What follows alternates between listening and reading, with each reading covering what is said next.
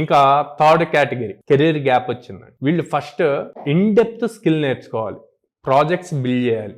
Build చేశాక వీళ్ళతో పాటు వీళ్ళు కూడా ఇంటర్న్షిప్ అప్లై చేస్తారు. చేసినప్పుడు కంపెనీ వాళ్ళు ఏమనుకుంటారు, కెరీర్ గ్యాప్ వచ్చింది, ఇంత గ్యాప్ వచ్చి వీళ్ళు మళ్ళీ నేర్చుకొని చేయటం మనకంతా బర్డెన్ కింద అయింది.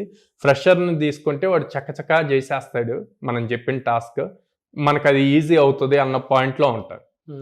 దాన్ని ఓవర్కమ్ అవ్వాలి అంటే వీళ్ళు రియల్ టైం ప్రాజెక్ట్స్ బిల్డ్ చేసి ఉండాలి. ఆ ప్రాజెక్ట్స్ రెజ్యూమ్లో మెన్షన్ చేస్తే అది మాట్లాడాలి వాళ్ళతో. Okay, he's capable enough, okay interest ఉంది తినుకి, ఆ జీల్ ఉంది నేర్చుకోవాలి అని, ఇన్ని ప్రాజెక్ట్స్ చేశాడు.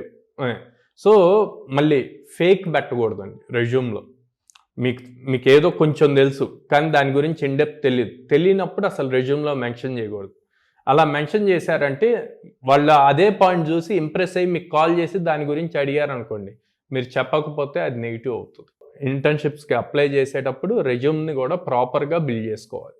బిల్డ్ చేసి అప్లై చేస్తే లాట్ ఆఫ్ ఆపర్చునిటీస్ ఉన్నాయి. ఫర్ బోత్ ఫ్రెషర్స్కి ఉన్నాయి, పాస్అవుట్స్కి ఉంది, at the same time career gap వచ్చిన వాళ్ళకి ఉంది.